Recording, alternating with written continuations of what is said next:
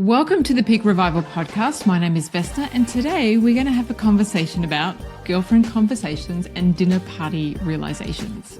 About this year and about life and about how we want to live it and what we're choosing. I was at a dinner party last week, and it's already well into the year, and at this dinner party they went around the table and they said, "What's your word for the year?" And I was like, oh my gosh, I really don't have a word. This is really interesting.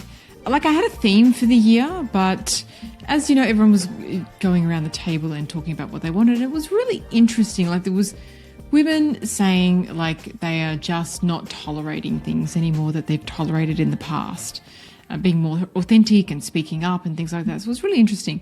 And then, for me, it came, when it came around, I thought, actually, this is a perfect word for me.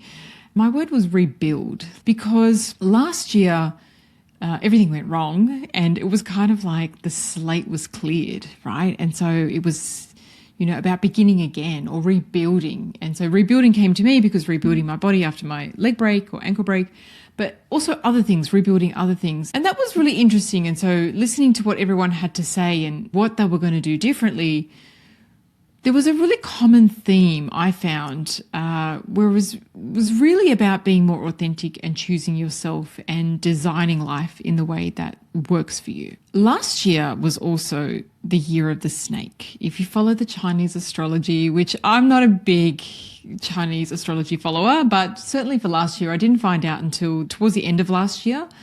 I caught up with someone and I was like, oh, this year is just the worst year that I've had in about 20 years. And that is legit. Not a joke. The worst year I've had in about 20 years. And my friend was saying, she goes, oh yeah, that's because it's the year of the snake. I was like, what are you talking about? And then she explained it to me, right? And I was like, oh my gosh, that sounds exactly like what I'm going through, right? This shedding process of everything that no longer serves you, that you can't take into 2026, which is the big year of transformation and a lot of things happening at an accelerated pace. It's like, wow, that's really interesting. That's okay. That feels like there's a light at the end of the tunnel, right? And of course, sometimes I think I hook onto these things because I think, okay, something good is going to come out of something bad. And so, at the dinner party, we were talking about this, and these are conversations that I have with my girlfriends all the time, right? We talk a lot about the year of the horse, and it's a fire horse for this year. So rapid transformation and big energy and things changing for the better. I did hear one astrologer say that this year is about a lot of truth being uncovered. And, as we're coming into the fire horse, there's a lot of things in the media. If you've watched anything about the Epstein files being released, which is shock, horror, disgusting, I don't know. I feel like that's all part of that energy of the fire horse. I don't know. I could be finding things where they don't exist, but I do actually believe that this is all part of it, right? And so the fire horse, if you're someone who follows it, and I'm sure when I say that, you might be thinking, oh my gosh, I totally follow this, or you're like, I've never heard of this.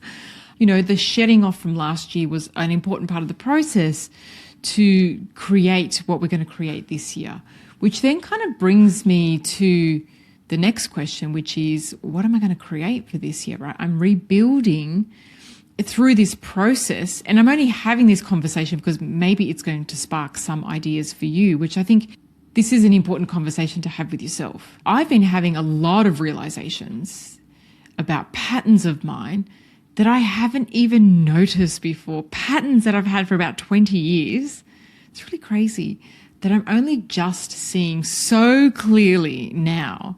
It's mind-blowing for me. And so my thinking is changing. I'm having these realizations. So there's definitely a shift that I'm seeing for myself, and I'm hearing from other people as well. So I'd be very curious to hear, if you are watching this on YouTube and you can see the comments, please do leave me a comment. I'm very curious to see what other people are noticing this year, what kind of shift is happening for them. Some of the stuff that I'm experiencing is this idea of choosing yourself. And not in a fluffy woo-woo kind of way, because sometimes, I've heard that being said before, and I'm like, what does that actually mean? Does that mean putting yourself number one priority? And I'm not seeing it like that, right? I see choosing yourself in not when you're burnt out, right? So often I see women, they're burnt out and their health is struggling, and I'm like, you literally have to drop something so you can pick yourself up, right? So you have to put yourself on your list. You have to choose you right now. That's an essential, because everything else will fall apart.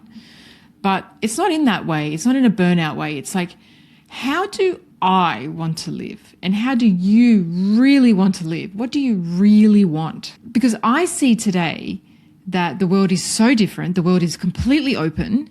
Some of the conversations that I had with women is they're really living differently. They're homeschooling, they're traveling the world because they can work from home, or they have their own business where they work from home. They're taking their kids, traveling the world. Like, we have so much opportunity now. And unfortunately for some of us, and I've seen this in myself, we're sticking by the old rules and we're still doing things in the old way. And I wonder if this is the year where we really break away from old rules and old programming and the way that it should be, and really start to choose ourselves and to live the life that we really want. And that requires you to ask yourself that question: what do I really want? Not what I should want, what's the right thing to have, what's the right thing to do by everyone. And just to explore it. And it's not to say, oh, you're up and going to leave your family. It's not about that. It's about really asking yourself that question. And then, like, the way I've been asking it, like, I would love this, but I also love this. I'm like, how could I have both of those? Actually, that's a thought I've not thought before. How do I have both of those things at the same time? And that's why I think this exercise is important. Like, what do you really want? How do you really want to live? What do you want this year to be like? Who do you want to show up as? How do you want to be by the end of this year? Asking yourself and really choosing yourself, like, what do I want? If we're going to make changes and create lives that we want and that we love and that we enjoy, and I think we forget that. I think we forget we're meant to really love and enjoy our life. We can get so caught up in the struggle and the everyday responsibility and the stresses and the burdens and the financial pressures and the cost of living and whatever else is going on, right? I think we forget that we're meant to enjoy it. And I still do think that that's a choice. Regardless of what's happening in your life, you can choose to enjoy your life, but then choose to create it the way that you want as well, and choose yourself. So a lot of women are changing the rules. They're not going by the old rules anymore of career, of success, of lifestyle, of mothering, of parenting, business. They're breaking the old rules and they're doing things differently in the way that they want. And I'm hearing stories from these women and I'm like, wow, I'm so inspired by this, right? And these are women who would seemingly have a lot of constraints, having a business and children and whatever, but they're doing it, right? So what am I doing, right? It just opens you up to more opportunity and possibility. And I think that that's the invitation maybe for 2026 is, okay, we're already into it, but maybe if you've forgotten that this is a big year, then maybe this is a really good time and a reminder to rethink this process or rethink what you really want from this year. So that's what I wanted to discuss, right? So these are the discussions and the thought processes that I'm having. I want to do things differently. I want to find a lot more joy in the everyday. And, in the previous podcast, I was talking about how when we see the good in what we do and in our little wins and in our life and in the enjoyment of our life, we just really go up to another level in our life. And I really believe that. And I'm seeing that more and more, that as we, I guess, shift our mental state and our energetic state, our frequency, we really go to another level of possibility for our life.